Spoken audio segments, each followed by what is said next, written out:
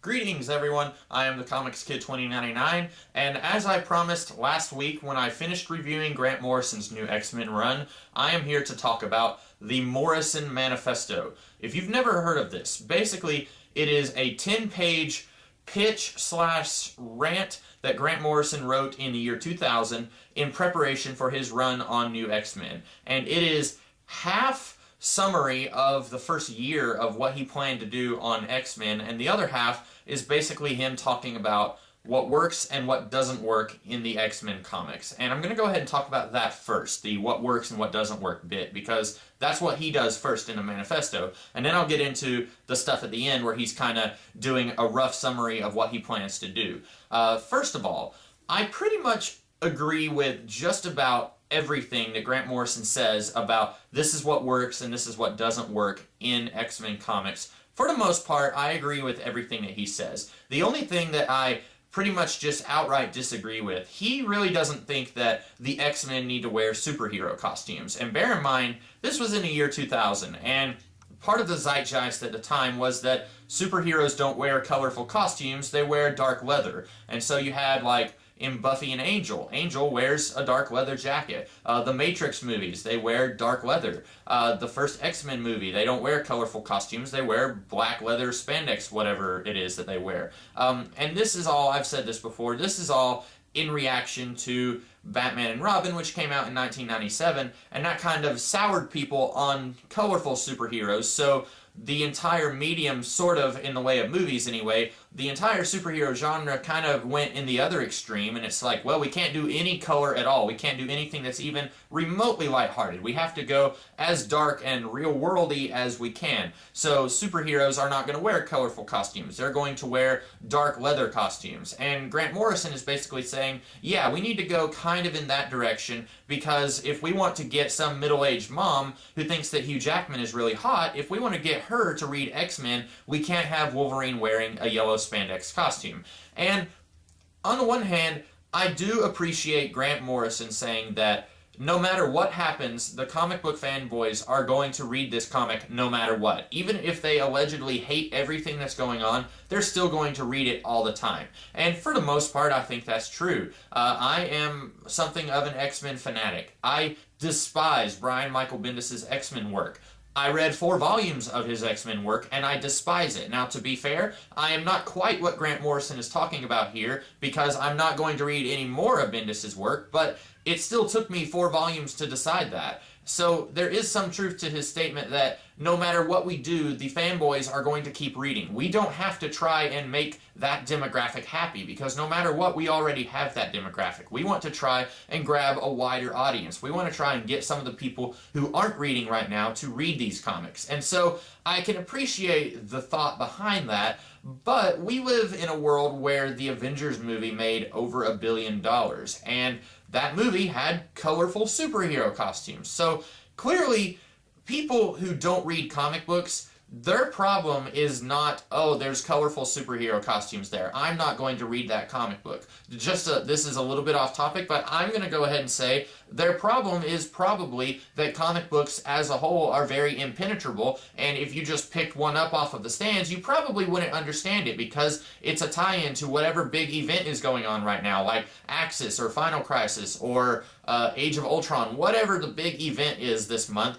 Some Joe Schmo who picks up a comic book who's like issue 13 of New Avengers, they're not going to know what Axis is or what Age of Ultron is. And then also there's the price thing. When comic books are upwards of $4 an issue, Joe Schmo, who has a crush on Hugh Jackman and wants to go read this Wolverine comic, is not going to put down $4 for a single issue of 22 pages just because of a crush on Hugh Jackman. They can just buy a movie poster that has topless Hugh Jackman for that. So Grant Morrison wanting to get these people who don't read comics into reading comics, that's a very noble effort, but I think some of his analysis of why these people don't read comic books is a little off. Now, also, to be fair, in the year 2000, a lot of people seem to think that colorful superhero costumes was a bad idea. So I'm not going to blame Grant Morrison for that. And also, the Avengers movie came out in the year 2012, 12 years after the Morrison Manifesto was written. So that's another thing. It was a different time. It was over a decade later. But I don't think that him saying superhero costumes need to go. Wolverine needs to just wear a black leather jacket. I don't really think that that's actually something that they need to do to try and get more readers, but whatever, that's a small gripe. A lot of people, speaking of Grant Morrison saying that the fanboys are going to read this comic no matter what, a lot of people kind of took issue with him saying that. A lot of people seem to interpret that as him saying, you know what, well, what happened was at one point in the manifesto, Morrison said, the fanboys are always reading and they don't count, or something like that. And a lot of people took issue with that. They seemed to think that that meant that Morrison was insulting them. And I can kind of see how maybe you would think that he's insulting you when he says the fanboys don't count. But again, what he's saying is we need to get all these other people, the people who will buy an X-Men video game and play that video game, we need to get those people to read the comic. We need to get the millions and millions of people who went to see the Days of Future Past movie to read the X-Men comics. That's what Morrison is saying. He's not saying that if you read comic books that you're a worthless pile of garbage. That's not what he's saying. What he's saying is the people who read comics are always going to read comics, whether they are happy or sad with what's going on in the comics. So we need to try and get these other people to read comics. And one thing that kind of annoys me about Grant Morrison is that he has these really big ideas, but then if they don't pan out, if they don't work, he tries to find a way to make it seem like it's not his fault that those ideas didn't work. When All-Star Superman was coming out, there was one time when he said something to the effect of, well, the reason that All-Star Superman is not selling millions of copies per issue is because I am not in charge of the merchandising office at DC Comics. And if I was, I promise you that they would be selling millions of issues per single issue of All-Star Superman. And I feel like that's just kind of a jerk thing to say.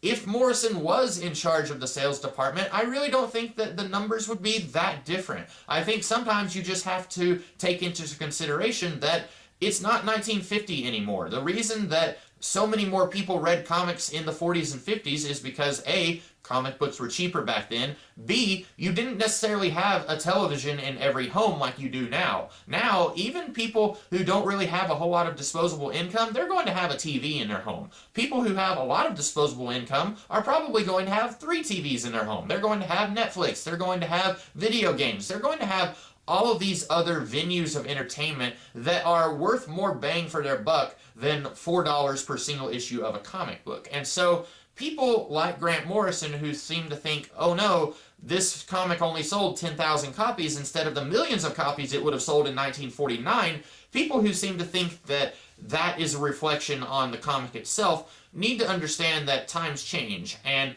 a lot of things have changed since the comics in the 1940s sold so well, and a lot of that is the price of the comics now, and also that there's other entertainment venues that people can seek out these days. But Grant Morrison, in this manifesto, he basically says, this is what needs to happen, this is what we need to do with the X-Men. And the big thing that I agree with, and this is something that I think should be applied to comic books now, not just the X-Men comics now, but most comic book series now, I think, could take this one small tenet from Grant Morrison's manifesto and apply it, and I think that things could only get better from that point. He was saying, let's not get bogged down with the 30-40 years of continuity, which has become something of a bad word with people of late. Let's not get bogged down with all of the stories that have come before. Let's try and move forward. Let's try and tell new stories. And he wasn't saying, he actually does say in the manifesto, this is not the ultimate line. He wasn't saying, let's just completely ignore everything. He was saying,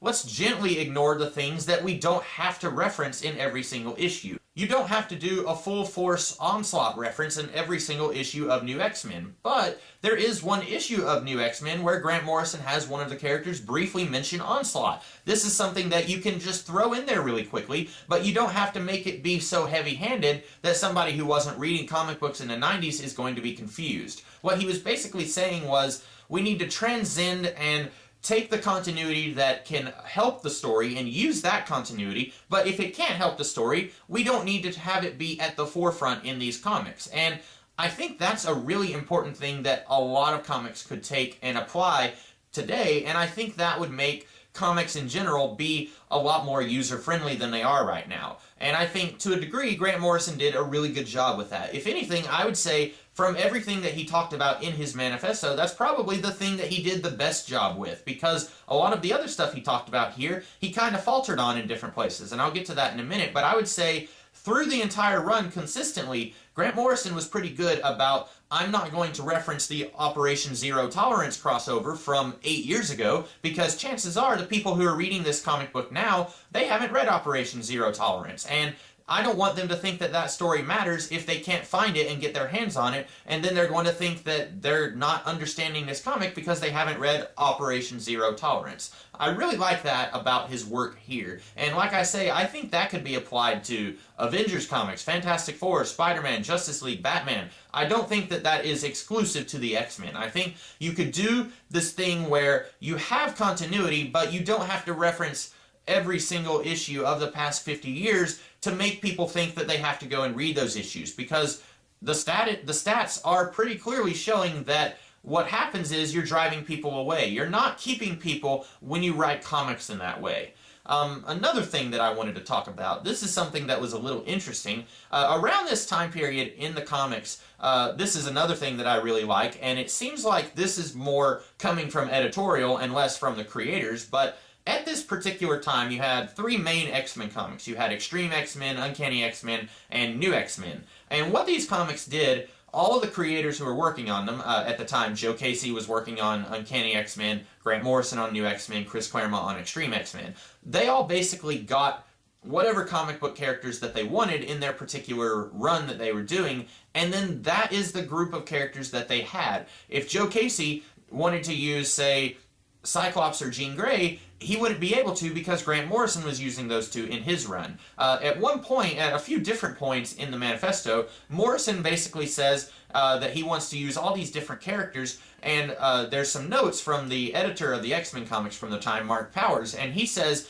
no, you can't use Storm, you can't use Rogue, you can't use Moira McTaggart or Colossus, because some of these characters are dead, like Moira McTaggart and Colossus were dead at the time. You can't use Storm and Rogue because they're being used in Extreme X-Men.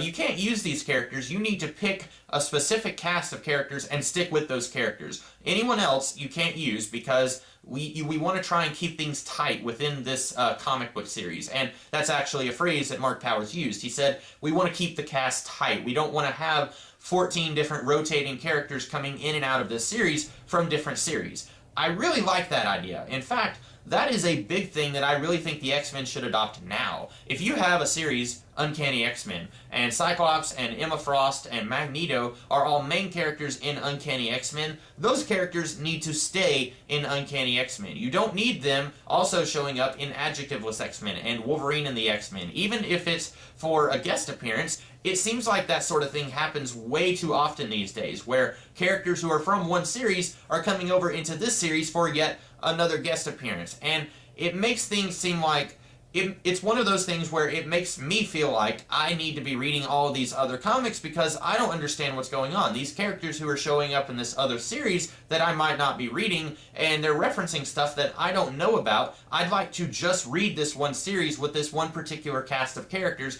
and I don't want to have to worry about all the other 45 X-Men from the other X-Men comics. And it seems like that is something that came from editorial at this time. It's not something that came from the writers, because Grant Morrison, like I said, he wanted to use characters like Storm and Rogue and Gambit. He mentioned all those guys in his manifesto, and a lot of the things that he mentioned, the roles that those characters were going to be playing pretty easily were shifted to some of the characters that he did wind up using. At one point in the manifesto, he talks about how he wanted to kill Rogue, and then he said Gambit goes off to a bar to sulk, and Wolverine tracks him down, and they both get drunk together for an issue. If you've read Morrison's run, that basically happens in the first part of the Assault on Weapon Plus storyline. But instead of Gambit, it was Cyclops, and instead of someone dying, he was having an affair with Emma Frost. So he takes a lot of these ideas that he had, and instead of using Gambit, he uses Cyclops, stuff like that. There's one point where he talks about a group of evil U-men with superpowers who are going to be fighting some of the X-Men, and he mentions names like Basilisk and Ernst, and he mentions that Ernst has a bird face. Now, a lot of these names, Basilisk and Ernst, later show up in his run as students at the school. And Ernst having a bird face, no, that doesn't happen, but instead he creates a brand new character named Beak, who has a bird face. A lot of these ideas that he had, it's in a way, reading the manifesto is like reading a rough draft for a paper that someone might have written in high school. And you can see a lot of good ideas in this paper, but it also needs to be polished quite a bit. And that's kind of what it's like reading the Manifesto. In fact, that's exactly what it's like, because there's some really good ideas here, but you can also see that there's a lot of stuff that by the time it made it into the comics that actually came out, the ideas changed dramatically, and some of that was because Grant Morrison was just changing his ideas a little bit, and some of that was because the editor was saying, no, I'm going to let you do this, but you can't do this, this, or this. And I think that's really interesting. That's one of the things I really love about reading the original idea that some creator might have for a series, and then going and reading what they actually did, and seeing what all changed in between their original concept and what actually made it to the final page. That's basically all I have to say about Grant Morrison talking about what works and what doesn't work in the Manifesto. There's of course a lot more that he talks about, but I'm not going to get into every single point that he makes because frankly that would be a 2-hour video. If you want to read the Manifesto, I should have mentioned this earlier in the video, I don't think that you can find it online. If you can, you'd have to search really hard because a long time ago I tried looking for it online back before I had a physical copy myself. If you want a physical copy, Grant Morrison's run on New X-Men has been collected in a lot of different places. There's an omnibus, which I don't have, and then there's 7 small thin trade paperbacks, which I don't have, and then there are the 3 thick volumes that are like 15, 16 issues each. And the Manifesto is reprinted in the back of the first volume and the third volume. In the first volume, there is a big, huge paragraph that is censored because it spoils something that happens near the end of Morrison's run. And then when you go and get the third volume, that paragraph is uncensored because by that point, you've read everything that he wanted to do, and that stuff that he was talking about in that censored paragraph has already happened. When you're reading the ideas that Grant Morrison had for the first year of his run on New X-Men, a lot of the really broad strokes are still there in the comics that eventually came out. The first storyline is called E is for Extinction, and that's what the first storyline was called in the comics. And there are a few minor changes. For example, he never does mention Beast in the Manifesto. He mentions Maury McTaggart several times, and everything that she does as a scientist. And you can pretty easily shift that role over to the Beast, who is also a scientist. And then there's a few other things that are kind of different. For example, in the Manifesto, just like in his run, Cassandra Nova switches bodies with Charles Xavier. In the comics, after she does this, she reveals to the world that he is a mutant and he is the leader of the X-Men. And that's kind of a big, huge moment for the X-Men because to this very day, they're still feeling the effects of that. But in the Manifesto, instead of revealing to the world that he is a mutant and revealing that he's the leader of the X-Men, instead he reveals to the world that humanity is going to go extinct in 4 generations. And that's something that is in the actual run of comics, but I don't really think any of the human scientists actually revealed that, or I don't think any of the X-Men characters revealed that to humanity. I think it's just something that humanity kind of found out on their own. There's also a point in the Manifesto where he says, after each big storyline, I would like to do a standalone issue to kind of separate each storyline. And that's something that he started with in his actual run. In between E is for Extinction and the Imperial storyline, there was an issue there where it was kind of just catching people up. And it was a little bit of a slow issue while still kind of referencing stuff from the previous storyline and tying up some loose ends. And I really wish that Morrison had kept going with that. There's one thing that he mentions in the Manifesto where he says that each storyline and each issue needs to have a beginning, middle, and end. And I was reading that thinking, boy, he really lost sight of that towards the end of his run, because there towards the end, when you're reading the Assault on Weapon Plus storyline, you can read all 4 of those issues and it just doesn't make any sense. It's a big, huge mess because it leads right into the Planet X storyline where Zorn is revealed to be Magneto, and then that leads right into the Here Comes Tomorrow storyline that's set 150 years in the future. And there is no beginning, middle, and end. By that point, it was all one massive story that's been going on for a couple of years. And I really do wish that Morrison had kept a hold of that a little tighter and tried to have each storyline stand on its own while all of the storylines, when read together, could build into one giant epic story, but you don't have to read every story in order to understand this giant story that's going on across the whole run. Another thing that's a little different in the Manifesto than what actually happened in the comics, the U-Men were a group of human beings who would graft mutant organs onto their bodies so that they could have mutant abilities, and this way they felt that they would be able to sidestep humanity going extinct because they would kind of sort of be part of the mutant species even though they really weren't.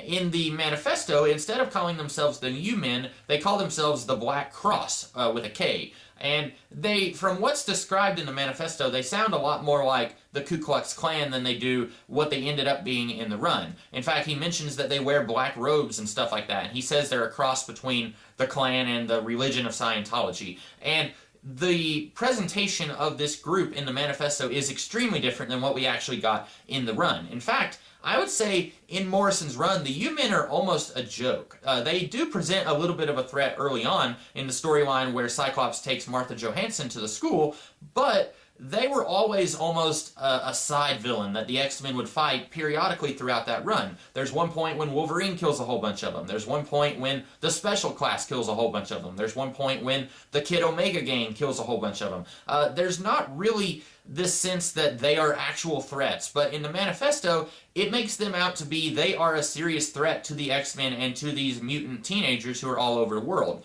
And I almost wish that they could have happened in the comics the way that Morrison talks about them here, where they feel like more of a threat instead of just being part of John Sublime's big master plan. As I talked about in my review of Morrison's run on X-Men, Sublime was this intelligent virus, and we find out that he's basically been manipulating everything in the X-Men universe since the very beginning. And I almost wish that he hadn't gone in that route, just so that the Black Cross, or the U-Men, could have been more of a legitimate threat in Morrison's run, instead of what they ended up actually being. And that's basically all he talks about. He doesn't go into a lot of detail of what he has planned on down the line, because his run lasted about 3 years, and in the manifesto, he only talks about the first 2 storylines that he has planned, and then he talks about the Zorn Magneto reveal, which, like I said, if you only have the first volume that collects the first third of his run, that whole paragraph is censored out because the Zorn Magneto stuff happens way later in his run, whereas everything else that he talks about in the manifesto, E is for Extinction, and the storyline with the Black Cross, which in the manifesto he calls that storyline Germ-Free Generation, and I think it's called Imperial in the actual comics. All of that stuff had actually happened in the first third of his run, whereas the Zornito reveal doesn't happen until much later. And that is important. Next week I am planning on doing a video where I talk about Morrison's ideas for Zorn and what happened with Zorn after Morrison left the X-Men. I plan on doing all of that next week, and it is very important to note that from the very beginning, Morrison planned for that character to be Magneto. That is a huge thing that I'm going to talk about next week, hopefully, when I do a video a week from today. But basically, this manifesto only covers the first third of his run. And really, I think he had a lot of really good ideas in the first third of his run. When I've been reading these comics lately, I enjoyed the first third of it the most. I think that's some of the best that his run is. I think it's towards the end where it starts to get a little sloppy and starts to not be as good. But I think the first third is where some of his best ideas were, and I think that's very present here in the manifesto. Some of the ideas needed a little bit of polishing, but I think the good core of those ideas is present in the manifesto. And I almost wish that instead of just kind of dragging on his run and being very self-referential with stuff like the Sublime virus and stuff like that, I almost wish that after each year of being on the title that he would have written another manifesto of sorts so that he could kind of get his bearings and figure out where he wanted to take his run next after being on the title for a year. I almost wish that with each year he would have done that, and then we could have seen maybe some of his ideas as they progress further along, because we get to see that with the first third of his run, but then we don't really get to see that with the last 2 years of his run. That's about all I have to say about the manifesto. If you haven't read it, I would suggest that you do so. Carve out an hour or two of your day and go find the manifesto and read it. It's a pretty interesting read. You may not agree with everything that Morrison says. I definitely didn't agree with everything that he said, and I'm a pretty big fan of Grant Morrison, but I really enjoyed reading it. I think there's some very interesting stuff there. If you think that you are an aspiring writer, if you think that you would like to write as a living, I would definitely recommend that you read this run, because there's some very helpful stuff in there for someone who might want to be a writer when they grow up. That's about all I have to say. I think that you should read the manifesto if you can get your hands on it, but obviously it's not something that's really widely available. It's available in a couple of trade paperbacks, and that's it as far as I know. That's all I have to say. I've got a couple of other very different videos planned for you guys later this week, and then a week from today I plan on doing a video where I talk about Zorn and everything about that character. So I will see you guys then. In the meantime, have a great rest of the day. Catch you later.